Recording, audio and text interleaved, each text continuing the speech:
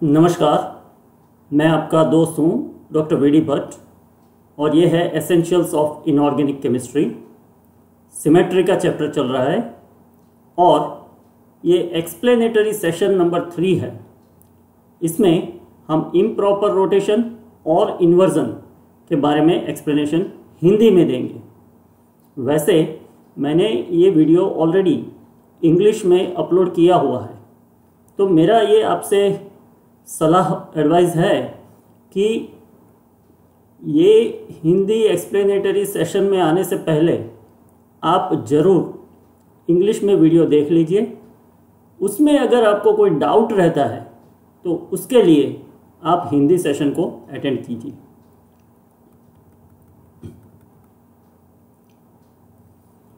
तो पिछले सेशन में हमने बात किया था इम्प्रॉपर रोटेशन के बारे में। इम्प्रॉपर रोटेशन में रोटेशन और उसके बाद रिफ्लेक्शन किया जाता है, और उसके लिए हमने एग्जाम्पल लिया है एक फॉस्फाजीन पॉलीमरिक ट्राइमर का। ये जो कंपाउंड आपको फिगर में दिख रहा है वो है PnCl2 थ्राइस। इसका हेक्सागोनल रिंग है और इसमें आप देखेंगे कि फॉस्फोरस जो है वो टेट्राहेड्रल है, मतलब कि ये जो क्लोरीन एटम A है वो रिंग के प्लेन से बाहर आ रहा है और ये जो क्लोरीन एटम D है वो रिंग के प्लेन के पीछे है। मतलब ये मॉलिक्यूल टोटली प्लेनर नहीं है बेंजीन जैसा। बेंजीन जैसी एक प्लेनर रिंग है, लेकिन उसके बाहर और अंदर भी क्लोरीन एटम्स हैं। तो ये मॉलिक्यूल लेके हम इम्प्रॉपर रोटेशन समझने की कोशिश कर रहे हैं। इसमें ये जो पॉइंट दिख रहा है वो एक एक्सिस है जो स्क्रीन के बाहर भी आ रही है और अंदर भी जा रही है। इसको कहते हैं S3 एक्सिस। तो S3 नाम का जब ऑपरेशन हम करते हैं तो इसका मतलब है कि हम C3 रोटेशन करेंगे और उसके बाद सिग्मा H नाम का ऑपरेशन करेंगे। सिग्मा H ऑपरेशन क्या होता है मैंने पहले भी आपको बताया है, लेकिन मैं रिपीट कर रहा हूँ कि जो एक्सिस से रोटेट करते हैं उससे परपेंडिकुलर एक्सिस में रिफ्लेक्शन करना, उसको हम कहेंगे sigma H as far as this improper rotation is concern. तो इसी मॉलिक्यूल में हम देखेंगे S3 मतलब 120 डिग्री का रोटेशन होगा पहले। मतलब कि ये एक्सिस से अगर हम उसको ऐसे घुमाएंगे, ऐसे रोटेट करेंगे क्लॉकवाइज, तो क्या होगा 120 पे ये जो फॉस्फोरस है वो ये फॉस्फोरस की जगह पे आ जाएगा। उसी तरीके से ये फॉस्फोरस जो है वो ये फॉस्फोरस की जगह पे आ जाएगा। तो अपीयरेंस यानी कि दिखाव जो है वो तो बरकरार रहेगा, लेकिन एटम्स की पोजीशन चेंज हो जाएगी। तो ये कुछ 3D पिक्चर से मैं आपको दिखा रहा हूँ। इसमें भी आप देखिए कि पहला ऑपरेशन जो किया जाता है वो C3 ऑपरेशन होता है, rotation along C3 axis, that is rotation of 120 degree. अब ध्यान रखिएगा कि ये जो बाहर का क्लोरीन एटम है जहाँ पे मेरा अभी कर्सर है, ये उसका नाम है क्लोरीन एटम A। तो हम देखेंगे कि S3 ऑपरेशन जब खत्म होता है तो क्लोरीन एटम A कहाँ जाएगा। आपकी गाइडेंस के लिए मैं आपको बता रहा हूँ कि ये क्लोरीन एटम A है और यहाँ पे जो क्लोरीन एटम है वो है क्लोरीन एटम E। मैं आपको पहले से ही बता रहा हूँ कि S3 ऑपरेशन करने के बाद क्लोरीन एटम A जो है वो क्लोरीन एटम E की जगह पे चला जाएगा। तो देखिए ये C3 रोटेशन फर्स्ट है, मतलब कि ये जैसे एक्सिस दिखाया गया है उस तरीके से इसको रोटेट किया जाएगा। तो जैसे मैंने फर्स्ट फिगर में बताया उसी तरीके से अपीयरेंस बरकरार रहेगा, लेकिन क्लोरीन एटम A जो है वो अभी आ जाएगा क्लोरीन एटम B की जगह पे। उसके बाद हम सिग्मा H करते हैं, मतलब कि ये जो प्लेन है हेक्सागोनल प्लेन उसमें रिफ्लेक्ट करवाते हैं।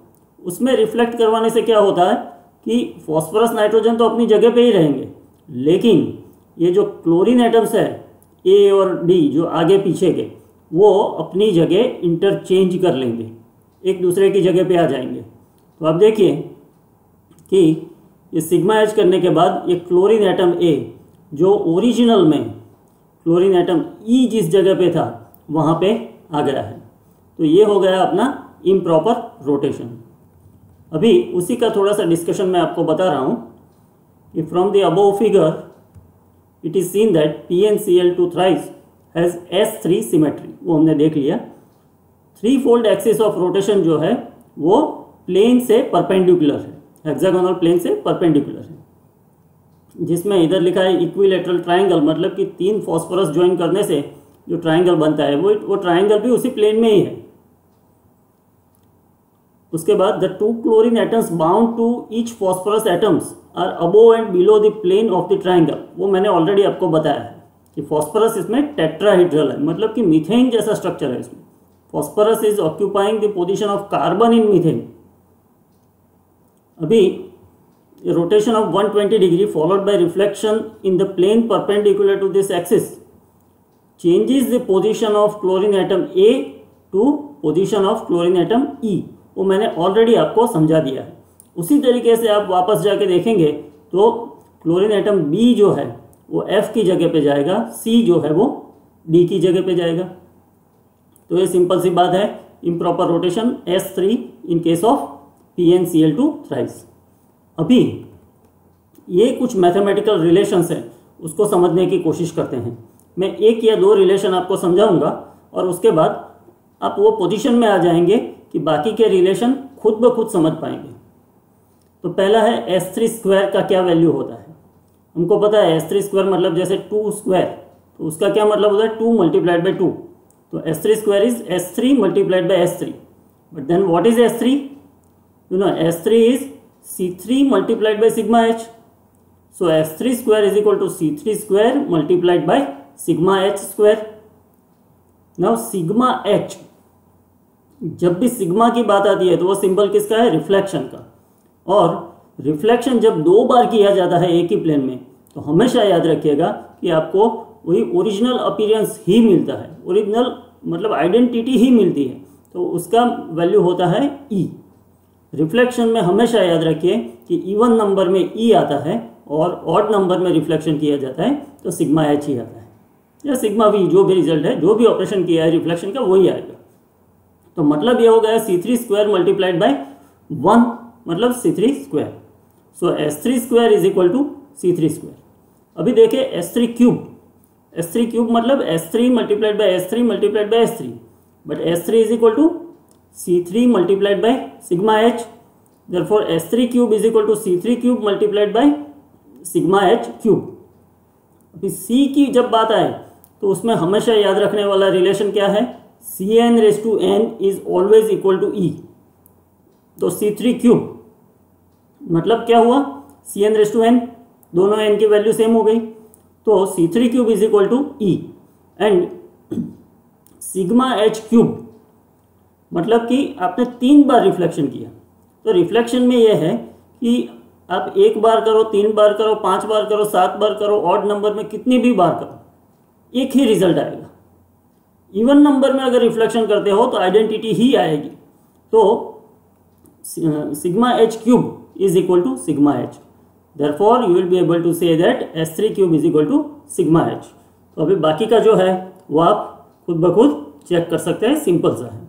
अगर आपको समझ में नहीं आता है तो कमेंट में आप क्वेश्चन डाल दीजिए, मैं इसका आंसर जरूर दूंगा।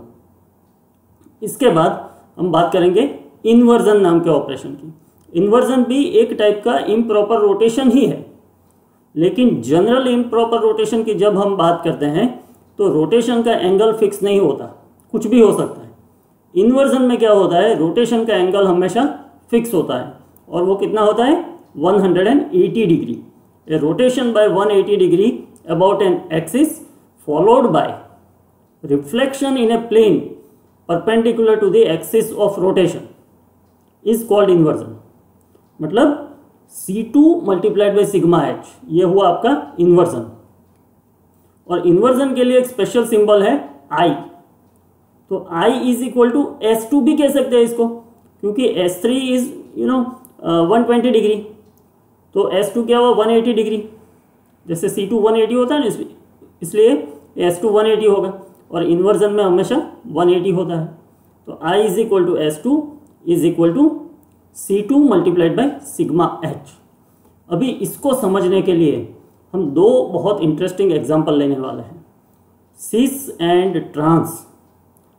And trans डाइक्लोरोइथिलीन। तो मैं आपको उसका एग्जाम्पल दिखा रहा हूँ। तो देखिए अभी मेरे पास ट्रांस 1,2 डाइक्लोरोइथिलीन मॉलिक्यूल है। तो ये इथिलीन क्यों है? क्योंकि C डबल बॉन्ड C है, ठीक है।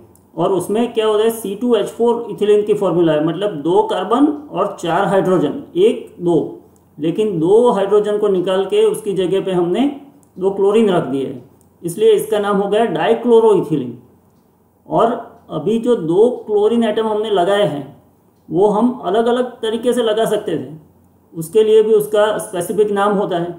जैसे ये दोनों क्लोरीन एटम मैं एक ही कार्बन पे लगा सकता था, लेकिन मैंने क्या किया है, दोनों को अलग अलग कार्बन पे लगाया है, इसलिए इसका नाम होगा 1,2 डाइक्लोरोइथिलीन। अभी ये 2 जो क्लोरीन एटम है वो भी अलग अलग कार्बन पे भी हम 2 तरीके से लगा सकते हैं। इसमें आप देखिए कि ये जो डबल बॉन्ड है वो डबल बॉन्ड की एक साइड पे एक क्लोरीन एटम है और दूसरी साइड पे दूसरा क्लोरीन एटम है। तो ऐसे केस में हम उसको कहते हैं ट्रांस आइसोमर। ये क्या हो गया, ट्रांस 1,2 डाइक्लोरोइथिलीन। अगर मैंने दूसरा क्लोरीन एटम इधर लगाया होता तो ये हो जाता सीस 1,2 डाइक्लोरोइथिलीन।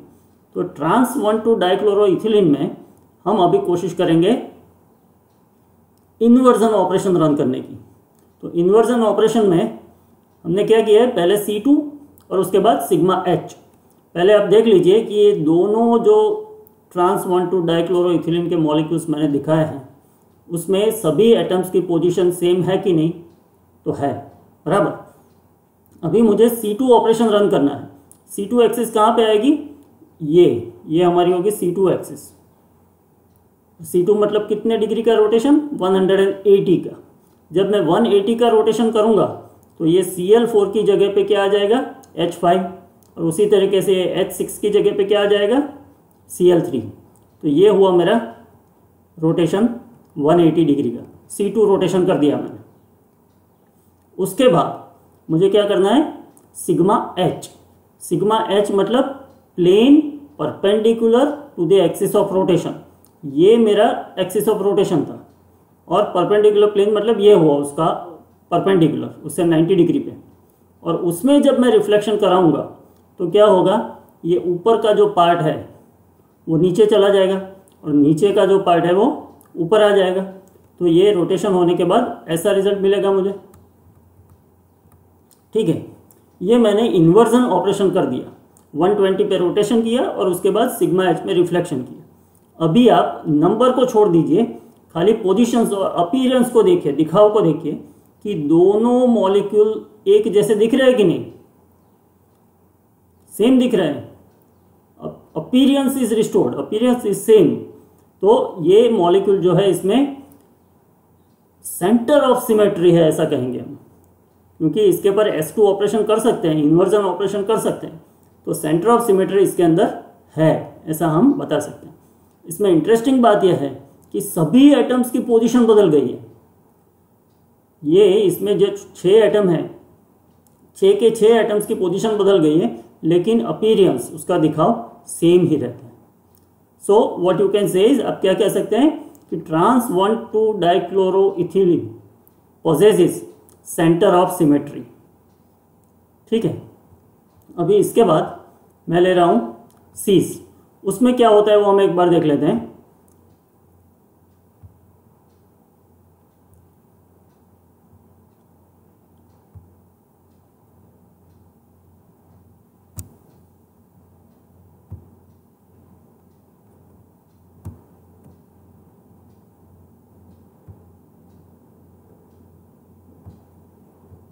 तो जैसे मैंने बताया था कि एक डबल बॉन्ड की एक ही साइड पे जब दोनों क्लोरीन एटम लगे हैं तो इसको हम कहते हैं सीस आइसोमर ऑफ 1,2 डाइक्लोरोइथिलीन। इसमें हम ये ऑपरेशन करने की कोशिश करते हैं। ये हमारा लेफ्ट साइड वाला रेफरेंस है और इसके ऊपर हम ऑपरेशन करेंगे। पहला ऑपरेशन क्या है, ओके, सबसे पहले मैं ये दोनों को एक जैसे पहले अरेंज कर लेता हूँ। हो गए दोनों एक जैसे, ठीक है।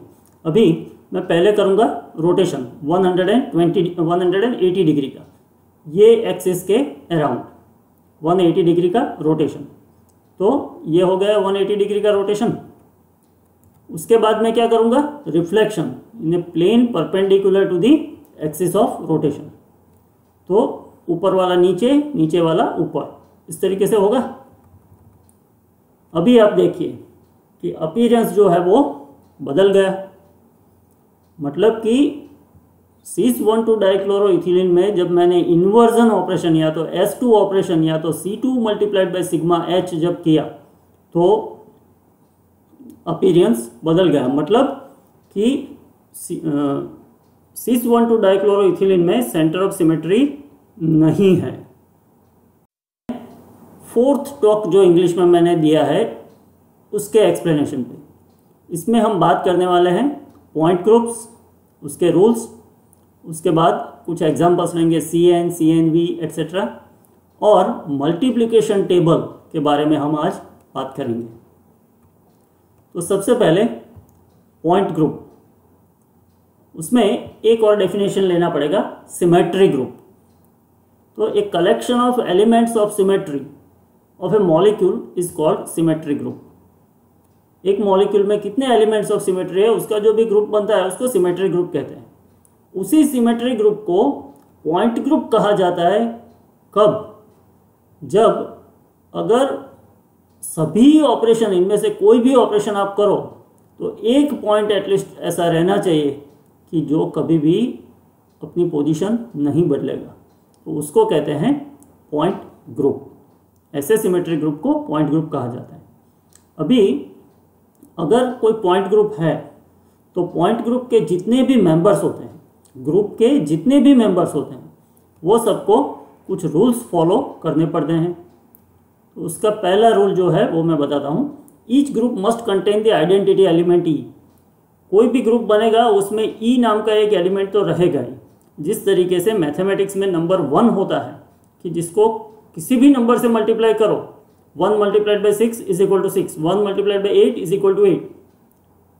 किसी भी नंबर से मल्टीप्लाई करो तो वही नंबर रिटर्न होगा। वो एक मैथमेटिकल कंप्लीटनेस के लिए ये नंबर जरूरी है।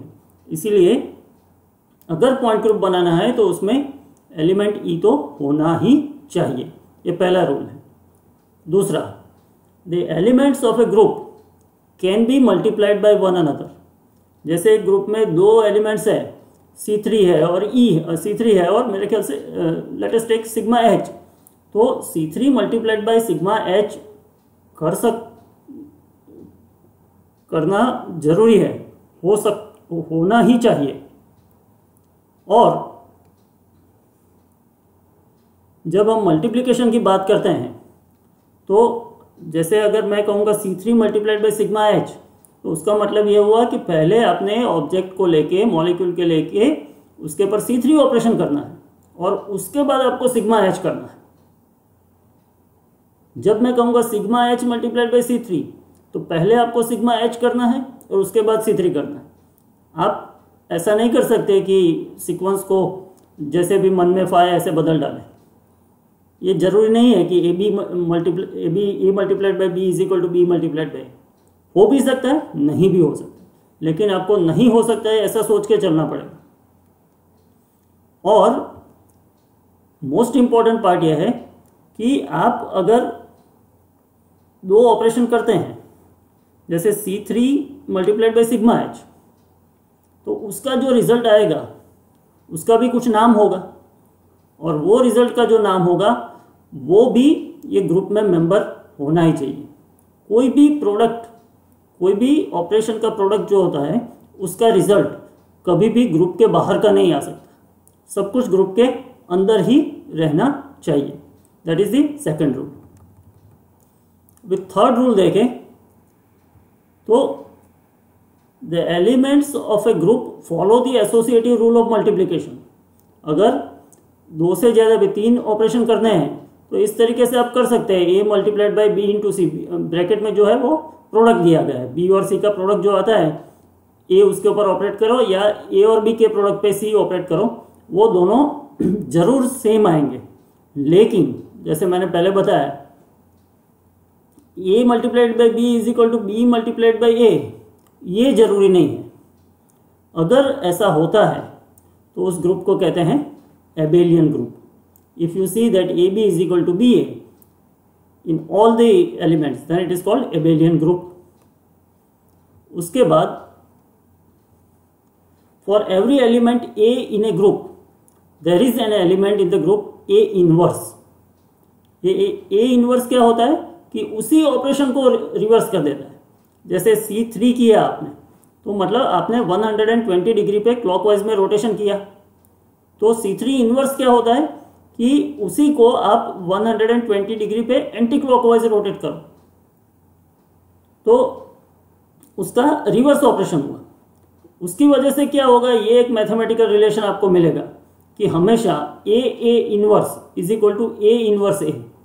आप पहले रोटेट करो और फिर उसको वापस घुमाओ, या फिर पहले वापस घुमाओ और फिर रोटेट करो, दोनों की वैल्यू हमेशा सेम आएगी। तो ये 4 इंपॉर्टेंट रूल्स हैं, अपने पॉइंट ग्रुप के मेंबर्स को फॉलो करना पड़ेगा। अभी अलग अलग टाइप के पॉइंट ग्रुप्स की मैं बात कर रहा हूँ। सबसे पहले CN ग्रुप्स। ये N की अलग अलग वैल्यूज बदलती जाएगी और उसके हिसाब से ग्रुप का नाम मिलेगा आपको। C1 group, C2 group, C3 group etcetera. ये ग्रुप्स जो है उसको साइक्लिक ग्रुप्स कहते हैं। इसको साइक्लिक ग्रुप इसलिए कहते हैं कि ये एक ही एलिमेंट ऑफ सिमेट्री में से सभी मेंबर को डिराइव करके जाता है। वो कैसे होता है मैं आपको आगे बताऊंगा। CN ग्रुप्स में क्या होता है कि n fold axis is the only element of symmetry other than E. क्योंकि पॉइंट ग्रुप का रूल जो है उसको तो फॉलो करना पड़ेगा कि ई को तो रखना ही पड़ेगा। तो CN ग्रुप जो होते हैं उसमें एक एक्सिस ही होती है CN ई के अलावा, मतलब उतने ही मेंबर उसमें होते हैं। उसमें कोई रिफ्लेक्शन इन्वर्जन कुछ भी नहीं आता, उसमें खाली एक एक्सिस ही मिलेगी CN नंबर की। अगर n इज इक्वल टू 1 तो C1 एक्सिस, ठीक है। तो उसका एग्जाम्पल मैं जो दे रहा हूं वो मोस्ट इंपॉर्टेंट एग्जाम्पल ये है। इसमें देखिए मैंने एक टेट्राहीड्रल मॉलिक्यूल लिया है, सेंटर में कोई मेटल डाल दिया है और चारों 4 लिगेंड अलग अलग दिए हैं। जैसे मैं इसको ऑर्गेनिक कंपाउंड भी बना सकता था कि CHCl BrF, तो सभी 4 जो लिगेंड्स हैं वो डिफरेंट है। उसकी वजह से क्या होगा कि ये मॉलिक्यूल बहुत ही अनसिमेट्रिकल मॉलिक्यूल बन जाएगा, दुनिया का सबसे ज़्यादा अनसिमेट्रिकल मॉलिक्यूल बन जाएगा, क्योंकि आप इसमें कोई एक्सिस भी नहीं ढूंढ पाएंगे। ये एक्सिस देखिए, इससे घुमाया अगर, ये CLM वाली जो एक्सिस है इसके अराउंड अगर घुमाया तो 360 तक का रोटेशन जब कंप्लीट करेंगे तभी ये वापस आएगा। उसके बीच में कभी भी सेम एटम उसी जगह पे नहीं आएंगे। ये एक्सिस ले ले तो भी ऐसा होगा, ये एक्सिस ले ले तो भी ऐसा होगा, इनफैक्ट कोई भी एक्सिस ले लो ऐसा ही होगा। मतलब इसके पास खाली C1 एक्सिस है, इसके पास प्लेन ऑफ सिमेट्री तो कोई है ही नहीं। आपको कोई प्लेन ऐसा नहीं मिलेगा कि जिसमें से रिफ्लेक्ट कराए तो ओरिजिनल अपीयरेंस वापस मिले। जैसे अगर CLMI वाला प्लेन ले लेते हैं और रिफ्लेक्ट कराएंगे तो क्या होगा कि CLMI की पोजीशन तो वही रहेगी, लेकिन फ्लोरीन और ब्रोमीन की पोजीशन इंटरचेंज हो जाएगी, तो अपीयरेंस तो बदल गया, इसलिए वो सिमेट्री एलिमेंट नहीं है इसमें। अभी देखते हैं इसके बारे में कुछ। C1 has only 1 symmetry operation, that is E। अभी आप कहेंगे कि C1 एक्सिस तो आपने दिखाया और E तो रूल है इसलिए 2 होने चाहिए, लेकिन मैं आपको ये समझाऊंगा कि C1 is equal to E। कि C1 का मतलब क्या हुआ कि 360 डिग्री का रोटेशन। जब आप 360 डिग्री का रोटेशन करते हैं, मतलब एक फुल रोटेशन करते हैं, तब जैसे कि कुछ भी नहीं किया हो ऐसा ही होगा, तो that is equal to E। जब कुछ भी नहीं करते हैं तो E कहते हैं उसको, identity operation. So C1 group has only one element of symmetry and that is E, and E is equal to C1. आप उसको C1 कहो तब भी ठीक है, लेकिन फिर आपको क्या लिखना पड़ेगा, C1 is equal to E ऐसा लिखना पड़ेगा, क्योंकि रूल के हिसाब से आपको E को तो रखना ही पड़ेगा और C1 is equal to E है, तो आप लिखेंगे only one element of symmetry that is equal to E। उसके बाद दूसरा केस लेते हैं C2। अभी C2 में क्या होगा, एक C2 एक्सिस होगी खाली, और उसका मैं आपको एग्जांपल दे रहा हूँ। ये H2O2 मॉलिक्यूल है अपना, H2O2 हाइड्रोजन पेरोक्साइड कहते हैं इसको, और इसका जो शेप है वो एक ओपन बुक जैसा शेप है। इसमें क्या है कि ये जो हाइड्रोजन है वो स्क्रीन के बाहर आ रहा है और ये जो हाइड्रोजन है वो स्क्रीन के अंदर जा रहा है, इसलिए एक किताब जैसे आपने खोल के रखी हो उसके जैसा उसका शेप है। तो इसमें भी आपको यही प्रॉब्लम आएगा कि आपको जो प्लेन ऑफ रिफ्लेक्शन है वो नहीं मिलेगा, आपको मिलेगा खाली एक एक्सिस ऑफ रोटेशन। ये एक्सिस के आजू बाजू अगर आप घुमाएंगे इसको तो 180 पे घुमाने से ऐसा होगा कि ये हाइड्रोजन जो है वो ये दूसरे हाइड्रोजन की जगह पे आ जाएगा और ये जो हाइड्रोजन है वो इसकी जगह पे आएगा। बाकी इसके अंदर कोई भी दूसरा एलिमेंट ऑफ सिमेट्री है नहीं। तो इसके पास क्या हो गया, C2, और E तो कंपलसरी है। तो C2 पॉइंट ग्रुप में दो एलिमेंट्स ऑफ सिमेट्री रहेंगे, एक का नाम होगा C2 और दूसरे का नाम होगा E। ठीक है, अभी वो जैसे दूसरा रूल था कि ये they should be multiplied by each other, तो मैं अगर C2 मल्टीप्लाइड बाय C2 करता हूँ तो क्या आएगा, C2 स्क्वायर, और C2 मतलब 180 का रोटेशन, 180 का रोटेशन दो बार करे तो कितने का रोटेशन हुआ, 360 का। So C2 square is equal to E। ऐसे भी आप याद रख सकते कि Cn⁻n is always equal to E। उसी तरीके से आप देखो C2 इनवर्स और C2 वो दोनों सेम ही है, क्योंकि इसको आपने देखा कि ये C2 एक्सिस के आजू बाजू मैं अगर क्लॉकवाइज घुमाता हूं तो भी ये दोनों हाइड्रोजन एक दूसरे की जगह पे आएंगे, एंटी क्लॉकवाइज घुमाता हूं तो भी वही होगा। So C2 inverse is equal to C2 in this case. अभी तीसरा देते हैं C3। अगर कोई ऐसा मॉलिक्यूल मिले कि जिसके अंदर C3 पॉइंट ग्रुप है, मैंने उसका एग्जांपल आपको ऑलरेडी वो इंग्लिश लेक्चर में दिया हुआ है, BOCH3 करके, तो वो वीडियो में आप ध्यान से देख लीजिएगा C3 का एग्जांपल। तो C3 में कितने एलिमेंट्स ऑफ सिमेट्री होते हैं, C3 square, C3 cube, but C3 cube is equal to E। तो कितने होंगे, C3 स्क्वायर और E। तो आपको सिंपल सी बात समझनी है कि अगर C1 है तो उसके अंदर एक एलिमेंट ऑफ सिमेट्री होगा, अगर C2 है तो उसके अंदर दो होंगे, एक C3 है तो उसके अंदर 3 होंगे। उसी तरीके से अगर C6 है तो उसके अंदर 6 एलिमेंट्स ऑफ सिमेट्री रहेंगे, और ये 6 कौन से होंगे, सभी एक्सिस ऑफ सिमेट्री है।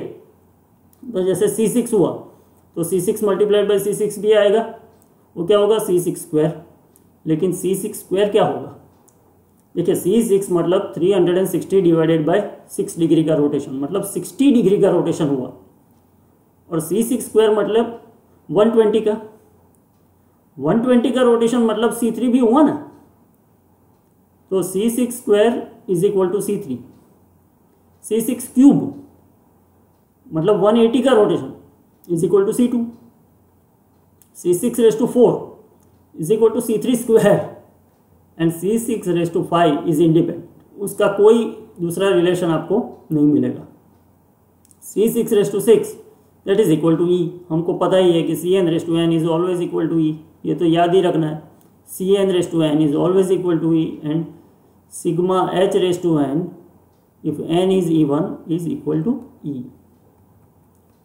तो अभी इंपॉर्टेंट बात यह है कि all the elements in a cyclic group they commute with each other and hence the cyclic group is abelian. तो ये हमने जितने भी पॉइंट ग्रुप की बात की, C1, C2, C3, C6, ये सभी एबेलियन पॉइंट ग्रुप है। इसमें AB is equal to BA हमेशा मिलेगा। उसके बाद हम बात करते हैं CNV पॉइंट ग्रुप। CN के बाद CNV पे आते हैं। तो CNV में क्या होता है, in addition to this C n point group में जो है वो तो होगा ही उसके अंदर, इसके अलावा एक सिग्मा वी भी अगर होता है उसके अंदर तो उसको सी एन वी कैटेगरी में डाला जाता है। So C n v is obtained by adding a vertical plane sigma v to the C n groups. अभी उसके एग्जाम्पल लेते हैं। सबसे पहले C2V पॉइंट ग्रुप लेते हैं और उसका एग्जांपल आ गया है वाटर मॉलिक्यूल। वाटर मॉलिक्यूल हमने देखा है कि उसके अंदर C2 एक्सिस है और सिग्मा वी भी है, 2 सिग्मा वी है, वो हमने ऑलरेडी देखा हुआ है। तो ये फिगर में देखिए कि एक ये मॉलिक्यूलर प्लेन जो है कि जिसके ऊपर मान लीजिए कि टेबल के ऊपर हमने वाटर मॉलिक्यूल को सुला दिया, फिर उसको स्लाइस कर दिया, तो ये हो गया आपका मॉलिक्यूलर प्लेन। और दूसरा ये हो गया कि अगर उसको सुला के ऊपर से काटा, 2 पार्ट में वी के 2 टुकड़े कर दिए, जैसे ये लाइन किया हुआ जो प्लेन है ना, उस तरीके से अगर काटा उसको, तो भी दोनों साइड पे सेम आता है। मतलब कि आपको ये वाटर मॉलिक्यूल में C2 भी मिलेगा और सिग्मा V भी मिलेगा। वो मैंने ऑलरेडी आपको अच्छे से ये वीडियो लेक्चर में दिखाया हुआ है। मैं इसमें जो इम्पोर्टेंट मिसिंग पॉइंट है उसके पर अभी बात कर रहा हूँ। मल्टीप्लिकेशन टेबल में देखिए, मल्टीप्लिकेशन टेबल में क्या होता है कि आपको, क्योंकि ऐसा है ना रूल कि AB is equal to BA, ये जरूरी नहीं है, हो भी सकता है नहीं भी हो सकता है। इसलिए हमको ये जो टेबल बनाएंगे जब, तो टेबल में फर्स्ट ऑपरेशन कौन सा है और सेकंड ऑपरेशन कौन सा है वो दिखाना पड़ेगा कि हमको हमेशा ऐसे ही जाना पड़ेगा, ऐसे ऐसे। ये फर्स्ट ऑपरेशन है ना, तो C2 मल्टीप्लाइड बाई E हुआ है।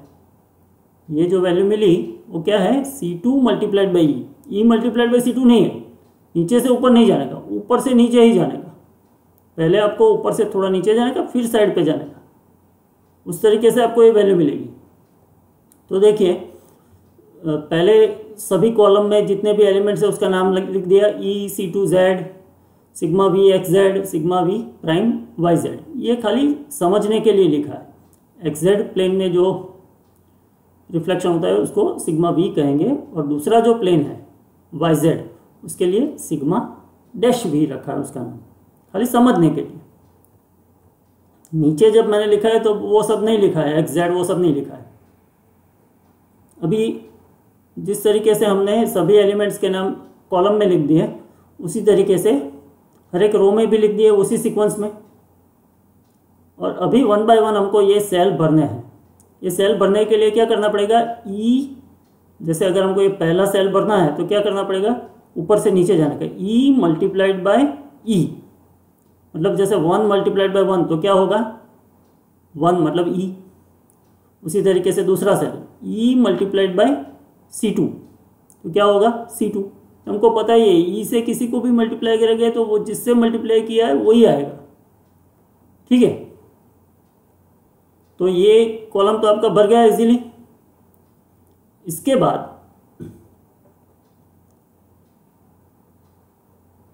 हम ये फर्स्ट रो देख लेते हैं, C2 मल्टीप्लाइड बाई E, तो ये भी हमको पता है कि वही आएगा। Sigma V multiplied by E वही आएगा, sigma V prime multiplied by E वही आएगा। तो हमने ये कॉलम भर दिया, ये रो भर दिए। अभी देखिए, ये सेकंड पे आते हैं, C2 मल्टीप्लाइड बाई C2, तो वो क्या होगा, Cn रेस टू n हुआ, C2 square is equal to Cn raise to n। तो हमको पता है हमेशा E ही आएगा, ठीक है। उसके बाद ये देखिए, sigma V XZ multiplied by sigma V XZ, मतलब सिग्मा V स्क्वायर हुआ, तो ये हमेशा उसकी वैल्यू क्या आएगी, E। उसी तरीके से सिग्मा V प्राइम स्क्वायर हुआ, वो भी E आएगी। तो हमको पता चल गया है कि ये जो डायगोनल है वो पूरा E से भर जाएगा, ठीक है। फिर से इधर आते हैं, ये जो पॉइंट है वो हमको थोड़ा समझना पड़ेगा कि C2Z multiplied by sigma V XZ, मतलब पहले हम तो रोटेशन करते हैं और फिर एक्जेक्ट प्लेन में रिफ्लेक्शन करते हैं। तो इसमें एक्जेक्ट प्लेन कौन सा है? ये जो सॉलिड स्क्वायर बना हुआ है वो एक्जेक्ट प्लेन है। पहले रोटेशन करेंगे तो क्या होगा, ये वाई एक्सिस से रोटेट करना पड़ेगा ना, तो एच ए की जगह पे एच बी आ जाएगा। ये हो गया अपना